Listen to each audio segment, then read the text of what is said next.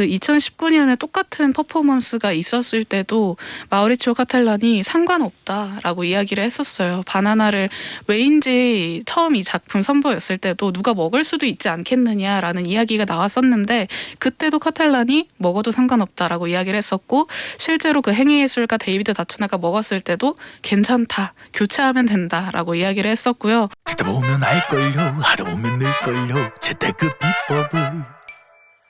매일 오전 11시 편하고 친근한 경제 파트너 박연미의 목돈 연구소.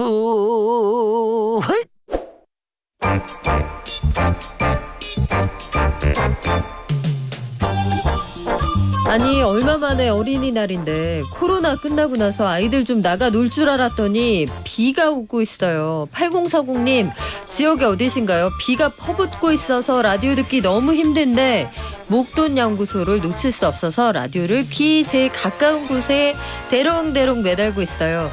날씨 좋지 않습니다. 연휴 시작부터 궂은 날씨인데요. 특히 제주도 호우특보가 내려진 상황이고요. 많은 분들 발이 묶여 있습니다.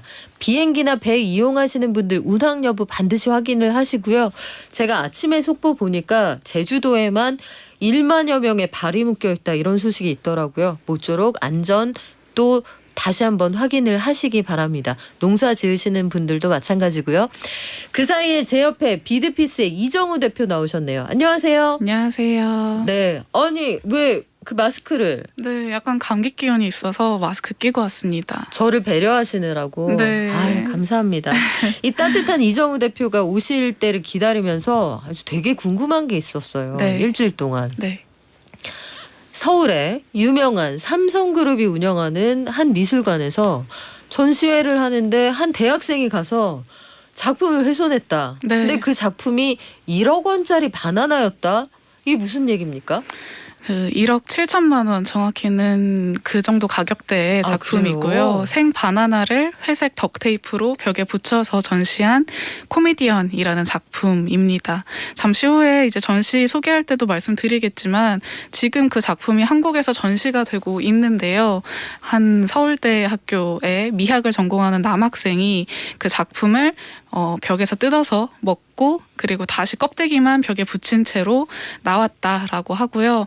이후에 그 CCTV를 확인해서 그 대학생을 찾아서 왜 먹었냐고 물어보니까 배가 고파서 먹었다라고 이야기했다고 합니다. 네, 저희 보라로 보시는 분들 지금 도대체 어떤 바나나길래 1억 7천만 원짜리 바나나냐 이거 저희가 지금 화면으로 보여드리고 있거든요.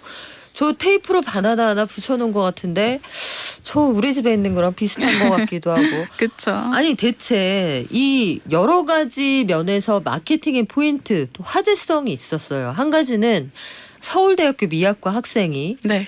굳이 왜 저걸 먹었을까? 혹시 이거는 약간 노이즈 마케팅을 위한 것 아니었느냐 이런 의혹도 있거든요. 네네. 그런데 저 작품이 처음 이제 세상에 등장했던 게 2019년도였는데요. 그때 당시에도 한 행위예술가가 저 작품을 떼서 먹기도 한 적이 있었어요. 그리고 왜 먹었냐는 질문에 똑같이 배고파서 먹었다라고 이야기를 하면서 이것을 헝그리 아티스트 퍼포먼스라 명명하겠다 이렇게 이야기하기도 했었거든요. 아이고야, 이름을 근사하게 갖다 붙였는데 네. 배고파서 먹었다 이 얘기예요? 네, 그런데 그거를 4년 만에 똑같이 서울대학교 학생이 따라한 거죠. 그 이유까지 똑같이 이야기를 하면서 조금 그래도 서울대학교 학생인데 이유라도 조금 다르게 하지라는 약간의 비난 섞인 목소리도 나오기도 했습니다. 그래요. 이게 일단 한번 예전에 있었던 퍼포먼스라고 하고 약간 왜 그랬을지 알겠기도 하거든요. 네. 이거 그 일행이 직접 제보를 했다는 거 아니에요? 네네. 그래요. 일단 알겠습니다. 솔깃한 전시들이 많아서 들여다보던 차에 하나의 해프닝이었는데 블록버스터급 작가들이 많았다. 요 어떤 전시 골라오실지 참 궁금했거든요. 네. 우리 볼만한 전시 어떤 거 있을까요? 지금 저희가 이야기했던 그 바나나 작품 코미디언을 선보인 작가인 마우리치오 카텔란의 개인전 그리고 에드워드 호퍼의 개인전도 지금 펼쳐지고 있어서 두 작가의 개인전 두 가지를 소개해드리려고 하고요. 또 한편으로는 미술계의 주요 행사라고 불리는 비엔날레 그리고 아트페어가 또 진행이 되고 있어서 이 두 가지까지 4개의 전시를 소개해드리려고 합니다. 이 전시회 개막 2달 만에 관람객이 10만 명이 넘었어요. 네. 굉장히 뜨거운 전시네요. 네, 굉장히 뜨거운 전시고 네. 사전 예약을 해야 되는 전시인데 지금 예약 자체가 하기 힘들 정도로 인기가 굉장히 많은 전시입니다. 우리가 앞서서 이야기했던 마우리치오 카텔란의 개인전 위입니다. 이 전시는 현대미술신의 악동이라고 불리는 마우리치오 카텔란이 삼성의 손을 잡고 리움미술관에서 대규모 개인전을 여는 전시예요. 이 작가는 여러 가지로 화제성이 있기도 하고 논란도 많았습니다. 네. 저는 이 작가가 했던 말 중에 나 일하기 싫어서 게을러서 예술하는 거야. 네. 이 다소 거만했던 그 인터뷰가 생각이 나거든요. 네. 작가 자체가 악동 아니에요? 그쵸. 사실 그 일하기 싫어서 귀찮아서 그리고 예술가가 되면 조금 편하게 일할 수 있을 것 같아서 예술가가 됐다라고 이야기를 하는데 확실히 거만하기도 하고 저는 이 작가 하면 본인의 첫 개인전 날 노쇼를 했던 에피소드를 좀 말씀드리고 싶어요. 내가 개인전 하는데 내가 안 가는 거예요? 내가 안 갈 뿐만 아니라 자기 작품도 하나도 전시를 안 했습니다. 본인의 네? 첫 개인전을. 그러면서 그때 당시에 그 이유로 내가 좀 게을러서 그리고 첫 개인전이 부담스러워서 전시 작품을 내놓을 수 없었다라고 이야기를 했어요. 그만큼 악동이라는 말이 좀 잘 어울리는 작가입니다. 아니 개인전 하는데 이거 무료 아니고 표 팔았으면 이건 사기 아니에요? 그렇죠. 그런데 이제 아무것도 전시를 하지 않고 곧 돌아오겠습니다라는 표지만 남겨둔 채로 첫 개인전을 진행했었습니다. 아니 근데 궁금한 게요. 네. 우리 이정우 대표님도 서양화가잖아요. 네. 이런 식으로 전시를 할 때 노쇼를 하고 관람객들을 골탕 먹이고 이런 행위를 해도 이 사람들이 유명세를 유지할 수 있는 이유 혹은 비결이 뭐예요? 이 작가가 현대미술 작가여서 아마 가능한 것 같아요. 만약에 예전에 전통적인 예술 작품을 선보이던 시대의 예술가였다면 당연히 비난받아 마땅하겠지만 현대미술에서는 좀 작가의 아이디어나 어떤 사고 방식, 가치가 조금 더 중요하게 평가되기 때문에 작품 자체가 존재하고 존재하지 않고가 크게 중요하지 않게 된 시대라고 이야기할 수 있겠죠. 이게 조금 난해하기는 하지만 그런 현대미술의 지점이 마우리치오 카텔란 이 예술가로서 좀 활동하게 만든 부분인 것 같습니다. 아니 갤러리에서나 경매시장에서나 이런 행위를 해도 굉장히 사랑받는 작가랍니다. 네. 2010년에는 세계에서 가장 부자인 작가 9등했다고요? 네, 맞습니다. 약간 배가 아프기도 한데 네. 이 마우리치오 작가 대표 작가 나면 딱 골라 이러면 바나나가 떠오르는데 유독 그걸 좋아하는 것 같아요. 그렇죠. 이 작품 같은 경우에는 2019년 세계 3대 아트페어로 손꼽히는 아트바젤에서 처음 선을 보였는데요. 당시 익명의 프랑스 컬렉터에게 12만 달러, 한화 약 1억 7천만 원에 판매가 되면서 화제를 모았었습니다. 사실 이 작품 같은 경우에 누구나 만들 수 있을 법한 그냥 바나나와 테이프를 벽에 붙인 거일 뿐인데 이 점 때문에 이제 이 작품이 1억 7천만 원이라는 고가에 팔렸다는 점에서 평단뿐만 아니라 대중도 경악을 했고요. 그러면서 많은 관심을 끌게 돼서 마우리치오 카텔란을 미술시장뿐만이 아닌 대중적인 인지도를 얻게 만든 작품이다라고 할 수 있을 것 같아요. 아니 그럼 종류별로 다 붙일 수 있을 것 같은데 한라봉도 하나 붙이고 귤도 붙이고 다 될 것 같은데 바나나라는 건 어쨌든 식품이잖아요. 네. 그러면 시간이 갈수록 썩어서 변질이 될 텐데 이게 원작의 가치가 유지가 되나요? 사실 원작으로서의 가치는 없다고 보시면 돼요. 원작으로서의 가치는 없고 이 바나나도 그렇고 덕테이프도 그렇고 다 교체가 가능합니다. 대신에 작가가 정해둔 가이드는 있어요. 이 바나나가 어느 정도 익어야 되는지 그리고 이 덕테이프를 몇 센치로 잘라야 되는지 그리고 각도는 어느 정도로 해야 되는지 네. 다 작가가 정해뒀고요. 그리고 이 가이드가 포함되어 있는 작품 보증서가 작품보다 중요하게 거래가 됩니다. 전 세계적으로 이 코미디언 작품은 3개의 보증서를 발행하고 있고요. 이 3개의 보증서에 따라서 뭐 예를 들어서 한국 그리고 뭐 일본이나 미국에서만 그 3개의 작품이 동시에 전시가 될 수 있는 거죠. 그래서 원본성의 가치보다는 바나나는 그저 관념일 뿐이고 이 보증서가 더 중요하다라고 이야기할 수 있을 것 같습니다. 어쨌든 이 작품이 2019년에 최고의 화제작이었다고 합니다.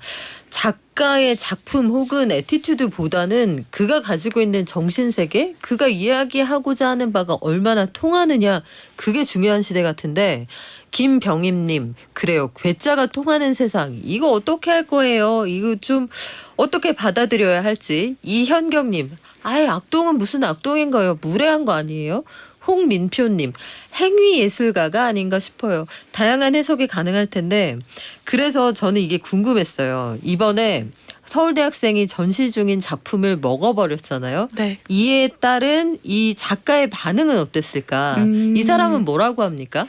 사실 그 2019년에 똑같은 퍼포먼스가 있었을 때도 마우리치오 카텔란이 상관없다라고 이야기를 했었어요. 바나나를 왜인지 처음 이 작품 선보였을 때도 누가 먹을 수도 있지 않겠느냐라는 이야기가 나왔었는데, 그때도 카텔란이 먹어도 상관없다라고 이야기를 했었고, 실제로 그 행위예술가 데이비드 다투나가 먹었을 때도 괜찮다, 교체하면 된다라고 이야기를 했었고요. 이번에 서울대학교 학생이 먹었을 때도 괜찮다라고 이야기를 했습니다. 이번에 이 리움미술관에서 코미디언 작품이 전시될 때도 당시에 인터뷰할 때 이런 질문이 왔었어요. 한 기자님께서 이 코미디언을 한국 관객이 먹을 수도 있지 않겠느냐라고 이야기를 했더니, 먹어도 괜찮다, 다만 이 리움미술관의 블랙리스트에 오를 수 있을 수도 있다라고 이야기를 하더라고요. 그래서 먹는 건 전혀 상관이 없다라고 여러 번 밝힌 바 있습니다. 근데 이것도 궁금합니다. 리움미술관에 가보신 분들은 아마 아시겠지만 경계가 삼엄하잖아요. 네. 그리고 대한민국은 미술관에 엄숙주의가 있단 말이에요. 네. 작품에 근접하지 못하게 하는 게 마치 굉장히 작품을 소중히 여기는 것처럼 되어 있는 관람 문화가 있는데, 이 미술관이 접근을 허용한 것 같다는 느낌도 좀 있어요. 이에 대해서 입장을 밝힌 게 있어요? 특별히 밝힌 바는 없고요. 확실히 리움미술관이 그래도 이 작품의 펜스라든지 보안 장치를 최대한 눈에 안 띄게 해두고 관객이 조금 더 편하게 관람할 수 있게 해둔 것은 맞는데, 이에 대해서 특별히 이야기한 바는 저도 딱히 보진 못했습니다. 그래요. 그래서 여러 가지 의혹도 있고 해석도 난무하는 것 같은데, 어쨌든 작품도 전시도 흥행한 것만은 분명해 보입니다. 주목해봐야 할 여러 가지 작품들이 있을 텐데 우리가 이것만은 놓치지 말고 보자, 이런 게 있을까요? 네, 카텔란 작품 중에서 정말 악동적인 기질이 잘 드러나는 작품, 이번 전시에서 볼 수 있는 작업 하나 소개해드리도록 하겠습니다. 미술관 로비에 전시되어 있는 Working is a bad job이라고 하는 작품인데요. 한국말로 번역하면 일하는 것은 나쁜 것이다 라는 작품이에요. 이 작품은 카텔란의 게으름이 고스란히 드러난 작업입니다. 광고판 2개로 이루어져 있는데요. 아웃도어 제품 그리고 게임 회사의 광고입니다. 사실 미술관에 이렇게 광고가 붙을 이유는 전혀 없기는 하거든요. 그것도 신기해요. 저희가 지금 보라로 보여드리고 있는데요.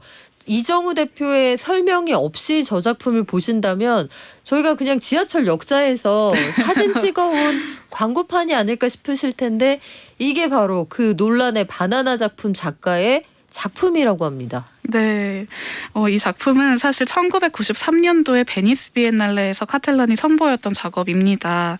본인한테 이제 배정되어 있던 공간을 향수회사에 임대해서 넘기고 Working is a bad job이라는 캡션을 달아둔 건데요.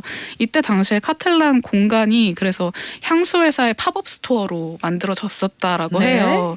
그래서 관객도 굉장히 당황하고 평단에서도 비난을 많이 했었습니다. 비엔날레는 잠시 후에 또 설명을 드리겠지만 굉장히 학술적이고 예술적인 가치를 중시하는 행사거든요. 그런데 카텔란이 이 비난 여론이 이니까 이에 대해서 항변을 하면서 비엔날레에서 제공한 엄청난 규모의 공간을 채울 엄두가 나지 않았다. 다행히 큐레이터가 내 아이디어를 존중해줬고 덕분에 이런 멍청한 짓을 할 수 있었다라고 이야기를 했습니다. 자칫 사실 이 작품 같은 경우에 좀 카텔란의 프로페셔널을 의심할 수도 있는 작업이었는데, 작가의 아이디어가 작품이 되는 현대미술 씬에서는 이 해프닝도 좀 작품으로 인정이 됐고요. 그리고 이번 리움 미술관에서 또 한 번 새로운 광고로 다시 한번 선보여졌습니다. 그러게요. 이거 참 재미있네요. 일하는 건 나쁜 거야. 컨셉이 이건데, 저 같은 완소녀들은 또, 완전 소처럼 일하는 여자들은 이거 네. 좀 이해하기 어렵단 말이에요. 오늘 출근해서 일하시는 분들 많으시죠? 그쵸? 근데 이거 자체가 하나의 마케팅의 포인트가 된다. 이 전시 언제까지 합니까? 이 전시는 7월 16일까지 진행되고요. 무료 전시이기는 하지만 사전 예약을 꼭 하고 가셔야 합니다. 네, 우리 다음 전시장으로 가볼까요? 네, 다음 전시는 에드워드 호퍼의 개인전 길 위에서입니다. 서울시립미술관 서수문 본관에서 8월 20일까지 진행되는 전시이고요. 서울시립미술관 그리고 뉴욕의 휘트니 미술관이 손잡고 에드워드 호퍼의 전시를 선보입니다. 에드워드 호퍼 국내에도 팬이 많은 걸로 알려져 있어요. 네, 우리나라 관객한테는 그 모 회사 광고로 또 조금 유명한 작가이기도 합니다. 공유진 배우와 공유 배우가 출연했던 광고에서 에드워드 호퍼 작품을 좀 오마주해서 진행을 했었는데요. 에드워드 호퍼는 미국의 화가이고요. 고독을 그려낸 작가라고 많이 불리곤 합니다. 그런데 실제로 호퍼 자체가 고독한 인생을 살았던 인물은 아니에요. 아내 조세핀 호퍼와 같이 여기저기 여행 다니고 공연도 많이 보고 하면서 좀 행복하게 그림을 그렸던 인물이고요. 다만 호퍼 그림 속에 있는 요소들에서 고독의 순간들을 좀 느낄 수 있기는 합니다. 호퍼가 그림을 그리던 1920, 30년대는 미국이 굉장히 빠르게 발전하던 시기였는데요. 당시 화가들은 이제 미국이 발전하는 걸 그리면서 마천루를 그려낸다든지 혹은 도심 속에 많은 사람들을 그려낸다든지 했었는데 호퍼는 이와 반대로 교외로 나가서 조금 인적이 드문 공간을 그려내거나 한두 명의 사람만을 그 작품을 그려내면서 특유의 고독한 분위기를 그림에 많이 담아냈습니다. 역시 여기서도 얻는 교훈이 하나 있네요. 남들이 안 하는 거 해야 된다. 레어템이네요. 그렇죠. 남들이 다 그 시대의 빠른 변화와 마천루와 이 화려한 도시를 그릴 때 전원의 풍경을 그렸다. 혼자만의 고독을 그렸다. 근데 이 사람 재밌네요. 네. 하지만 정작 본인은 전혀 고독한 인생을 살지 않았다. 네. 컨셉이 고독했다. 전시회 제목이 길 위에서입니다. 어떤 특징이 있어요? 이 전시는 호퍼가 여행을 다니면서 그려낸 그림들로 구성이 되어 있습니다. 말씀드린 것처럼 고독을 그려냈지만 고독하지는 않았고 여행을 참 많이 다녔던 작가인데 호퍼가 여행에서 얻은 영감으로 그림을 그렸고 이제 각 여행지에서 그려낸 그림들로 이번 전시 섹션을 구성해서 여행을 하듯이 작품을 좀 감상할 수 있는 게 특징이고요. 이번 전시에서는 회화, 드로잉, 판화처럼 골고루 호퍼의 작품 160여 점을 선보이고 또 작가가 그림을 그리면서 만든 다양한 자료들 아카이브 110여 점을 선보이기도 합니다. 이 전시에 다녀온 분들의 후기를 제가 좀 읽어봤더니 반반인 것 같아요. 나는 좋았어. 예상대로 괜찮았어. 와. 초기 작품들이 생각보다 썩 잘 그린 것 같진 않은데 이런 반응이 있었거든요. 네. 이정우 대표 보시기엔 어땠어요? 저도 이번 전시 다녀왔는데 사실 호퍼의 그 오일 페인팅 작업보다 좀 드로잉이라든지 호퍼가 초기에 스케치했던 작업들이라든지 이런 게 많기는 하더라고요. 호퍼가 사실은 초기에 작가로서의 입지가 좀 미비했던 작가입니다. 초기부터 인정받지는 못했었던 작가다 보니까 작품도 안 팔리고 평단은 반응도 좋지가 않고 해서 호퍼가 돈을 벌려고 드로잉 작업이라든지 사파 작업 이런 것들을 좀 많이 했어요. 외주로. 그랬는데 이 사파 작업이 호퍼의 작품 세계에 큰 영향을 주기도 했었습니다. 호퍼가 뭐 작품을 구성하는 방식이라든지 구도를 잡는 방식, 빛을 표현하거나 인물을 표현하는 방식 이런 것들을 좀 호퍼가 그려내는 그 과정이라든지 어떤 진행 방식을 외주 작업, 사파 작업을 통해서 많이 쌓아놨는데 그런 점에서 호퍼의 작품을 좀 이해하기에는 좋았다라고 볼 수도 있을 것 같아요. 다만 오리지널 페인팅 작업이 조금 적은 건 아쉬운 포인트이기도 합니다. 그렇군요. 호퍼의 여러 가지 작품들 저희가 영상으로 좀 보여드릴 수가 있죠. 대표작들 보라로 좀 보여드리면서 전시에 관해서 우리가 비용을 좀 줄이면서 5월의 가정의 달에 좀 즐길 수 있는 팁 요거 들으면서 한번 마무리 해볼까요? 지금 나가고 있는 저 작품은 제목이 뭡니까? 저 작품은 푸른 저녁이라는 작품이고요. 호퍼가 파리에서 여행하면서 본 인물이라든지 풍경들을 조합해서 그려낸 작업입니다. 파리의 한 술집 풍경을 그려낸 작업인데 여기 앞서 말씀드린 호퍼의 화법이 좀 많이 들어가 있어요. 호퍼가 그림 속에 있는 요소들을 보이는 그대로 그리는 게 아니라 재조합하고 연출해서 그려내는 작가였는데요. 이 작업 같은 경우에 여러 번 습작을 그려서 배치라든지 비율 혹은 빛의 표현을 좀 여러 차례 수정을 해서 그려낸 작품입니다. 호퍼가 4년 동안 3번의 파리 여행을 했었다라고 하는데 이때 포착하고 스케치했던 인물들을 이렇게 따로따로 그려내서 한 번에 집대성한 작품이 이제 푸른 저녁이다라고 이야기할 수 있을 것 같아요. 네, 저희가 보라로 보여드렸는데 진짜 푸른 저녁이네요. 네. 직관적으로 왜 푸른 저녁인지 알겠어요. 개관 직후라서 지금 좀 붐빌 것 같은데 요거 관람하는 팁 알려주세요. 지금 이 네. 전시 같은 경우에도 사전 예약이 필요하고요. 사람이 굉장히 많습니다. 예약 자체가 조금 힘들기도 한데 팁을 드리자면 그 전시 티켓 예약하는 플랫폼이 티켓 사이트가 여러 개가 있잖아요. 좀 상대적으로 덜 알려진 티켓 예매 사이트를 이용하시면 그래도 호퍼 티켓을 구하기가 좀 수월하다라고 해요. 그래서 뭐 카카오라든지 다른 티켓 플랫폼을 이용하시면 좋을 것 같고 그리고 전시가 조금 진행된 후에 지금 4월 20일부터 진행이 돼서 지금은 사람이 굉장히 많은데 8월 20일까지 진행이 되다 보니 조금 시간이 지나고 나서 방문해 보시는 것을 추천드립니다. 요거 꿀팁이네요. 사람 많은데 말고요. 역시 남들이 많이 안 하는 거, 남들 많이 없는 쪽으로 한번 공략을 해보시면 도움이 될 것 같습니다. 어린이날 휴일인데 고맙습니다. 이정우 대표님. 감사합니다. 지금까지 비디피스의 이정우 대표였습니다. 고맙습니다.